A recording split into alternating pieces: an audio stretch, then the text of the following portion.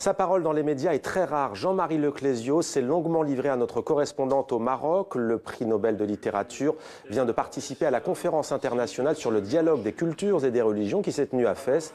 Conférence organisée notamment par l'Organisation internationale de la francophonie. Entretien exceptionnel réalisé par Maud Ninov.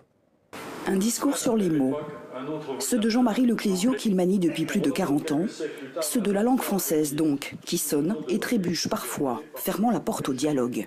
Invité sur ce thème au Maroc par l'Organisation internationale de la francophonie, le prix Nobel de littérature a fait sa leçon sur le refus du repli, l'importance de l'échange. L'écrivain timide est aujourd'hui discret dans les médias, mais nous avons nous aussi plaidé pour la rencontre. La rencontre, dit-il, premier pas vers le dialogue et le mélange culturel, valeur essentielle à l'auteur.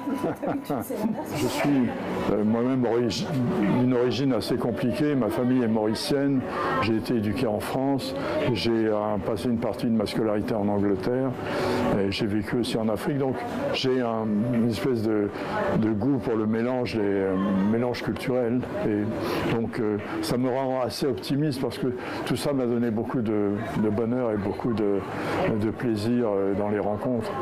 Et j'ai la chance de pouvoir voyager, j'ai le bon passeport, je le disais hier, il faut avoir le bon passeport. J'ai le bon passeport, le passeport mauricien n'est pas un bon passeport, mais le passeport français que j'ai aussi, c'est un bon passeport, ça permet de voyager. Je vous retrouve dans exactement 30 secondes. Toujours en partance, la migration lui est chère. Il y a la question d'identité, il y a la question de la possibilité de sortir de sa culture pour rencontrer une autre culture, la possibilité même de transmigrer, de traverser les frontières. Toutes ces questions sont abordées. Et dans les pays développés, certaines de ces questions ne sont pas traitées. La question du passage des frontières n'est absolument pas traitée. C'est pourquoi il y a tous les problèmes que l'on rencontre. Alors on ne va pas abolir les frontières, mais il faudrait peut-être faciliter le transit des êtres humains, de l'accueil fait aux populations qui ont besoin de circuler, de voyager. Et c'est vrai que le Maroc est en première ligne, parce que quand on traverse le désert, on arrive obligatoirement au Maroc.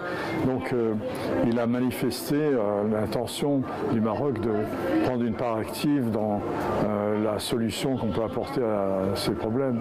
Et ça, j'ai trouvé que c'était très courageux et j'espère que ce sera suivi d'effet. En tout cas, c'est un très bon exemple. Ça montre une intention généreuse qui n'est malheureusement pas partagée de l'autre côté de la Méditerranée. Tout ça doit commencer par l'école et je pense que c'est un effort que les gouvernements de la plupart des pays développés doivent faire pour que les enfants dans les écoles soient amenés à être plurilingues. Ce qui veut dire aussi accepter non seulement le multiculturel, mais l'interculturel, les relations entre les cultures.